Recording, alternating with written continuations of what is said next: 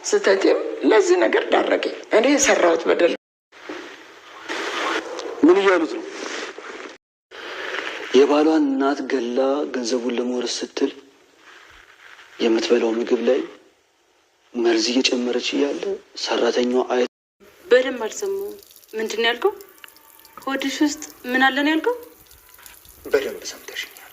ሆድሽ ውስጥ ልጅ አለ ወይ? ልጅ አለ ወይ? አላው ባሌ የሚለኝን ነገር ሰማለሁ። ሶስተኛ ወገን አላምንም። ንገረኝ፣ ምንድነው እንዳደርግልህ የምፈልገው? ሆስፒታል ሄደን የእርግዝና ምርመራ ታደርጊያለሽ። ምንድነው የእርግዝና ምርመራ? ጨክንብኝ። ለጌታም ጌታ አለው እንደሚባለው ወርቄ አለምን አግታ እያሰቃየች ቢሆንም ዛሬ ላይ ግን አለምን እንዲያግትላት ያደረገችው አጋቺ እራሷን መልሶ እንዲያግታት ሆኗል።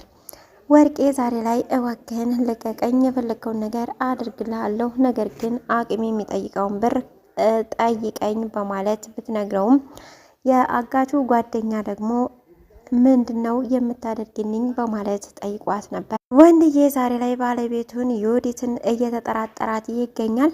አሁንኑ ሄደን ምርመራ እንድታካሂጂ እፈልጋለሁ በማለት እንግዲህ አቅርቦላታል።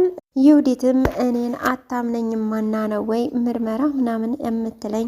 አርግዣለሁ አልኩ፣ እኔን አላመንከኝም፣ ሶስተኛ ሰው እያመንክ ነው እኔን ሳታመን እያለች ነው የምትገኘው።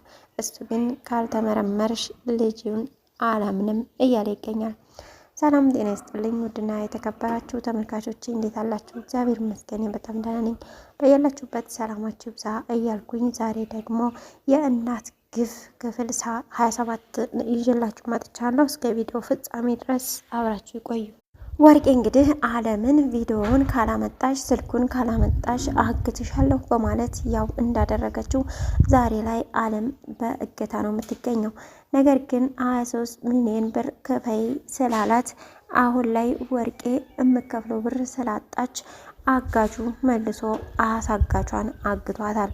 ወርቄም ከጓደኛው ጋር ማለትም ከአጋቹ ጓደኛ ጋር ተባብራ እኔ የፈለግከውን እሰጥሃለሁ ግን እባክህን ቪዲዮውን እንደምንም ብለህ አምጣልኝ ስልኩን በማለት ከጓደኛው ሰርቆ እንዲያመጣላት ነበር የጠየቀችው። የአጋቹም ጓደኛው ምን ያክል ብር ትከፍኛለሽ በማለት ጠይቋት ነበረ።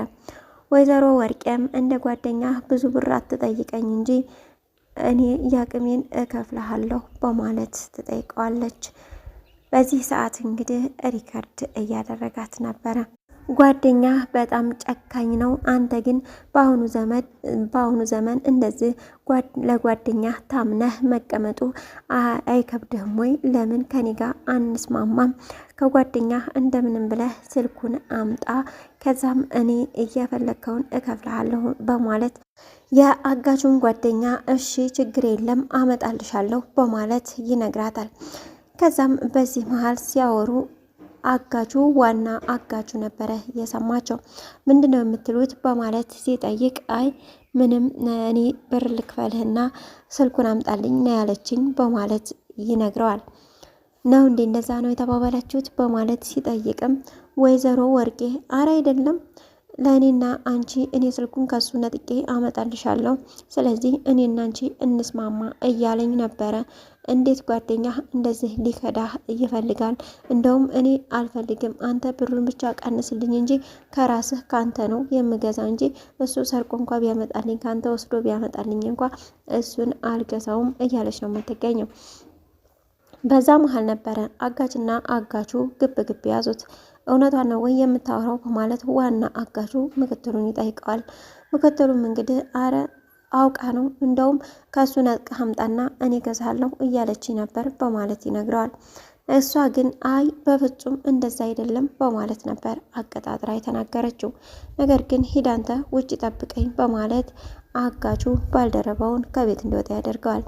በዛን ሰዓት ነበረ እንዴት እንደዚህ ያስባል? አንተ እኮ እንደዚህ ክፉ ባትሆን በጣም ቆንጆ በጣም ምርጥ ልጅ ነህ እያለች እንግዲህ እያወዳደሰች በፍቅር ሊገባለት አስባ ነበር።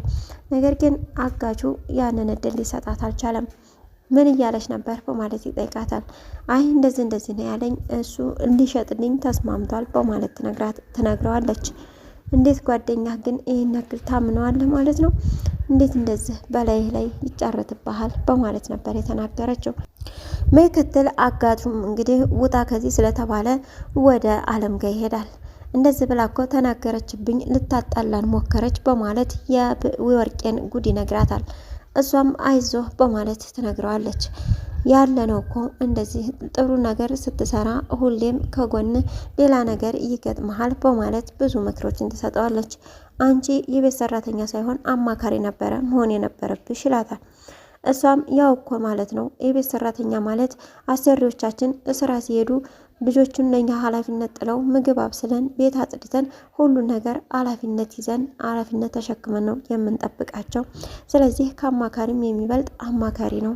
እነሱ ሄደው ውለው ሲመጡ ሰላም ያገኛሉ፣ እኛ ግን የእነሱን ሰላም ነው የተሸከምነው በማለት ትነግረዋለች። እውነት በጣም ግሩም ሰው ነሽ በማለት ይነግራታል። ሴትዮዋ በውሸት እንኳን አይደለም ሰውን ማጣላት ሌላም ነገር ትሰራለች። ስለዚህ አንተ ብቻ እውነተኛ ሁን እንጂ ሁሉም ነገር ይስተካከላል ብላ መከረችው። ወንድም ባለቤቱ ዮዲትን አሁን ላይ እየተጠራጠራት ይገኛል።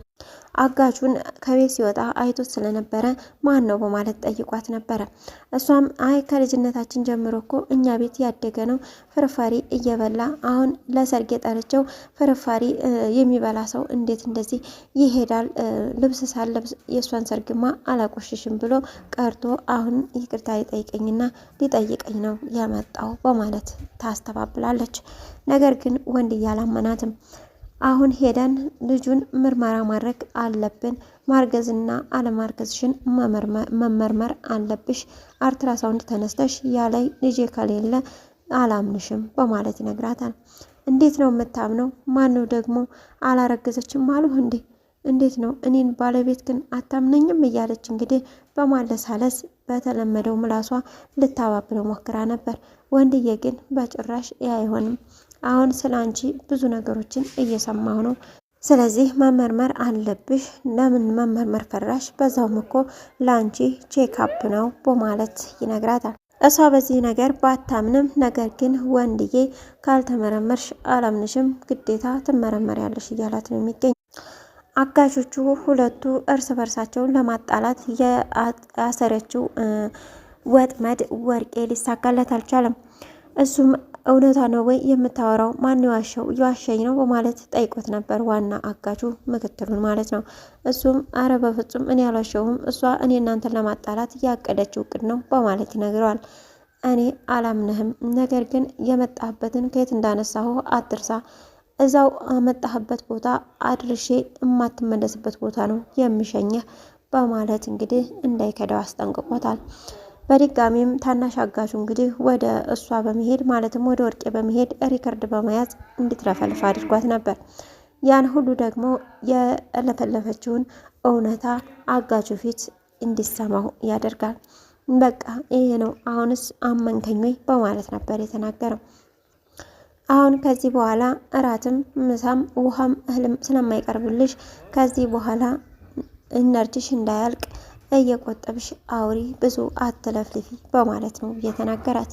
በመጨረሻም አረ የምግብ ያለ እንደዛማ አልችልም፣ እዚህ ማደር የለብኝም እያለች እየጮኸች ትገኛለች። በቀጣይ ቪዲዮ ደግሞ ምን እንደሚከሰት ተከታትዬ የማቀርብላችሁ ይሆናል። ለቻናሉ አዲስ ከሆናችሁ ሰብስክራይብ፣ ላይክ፣ ሼር እያደረጋችሁ አበረታቱኝ። በያላችሁበት ሰላማችሁ ይብዛ። ሰላም ለሀገራችን፣ ሰላም ለሕዝባችን።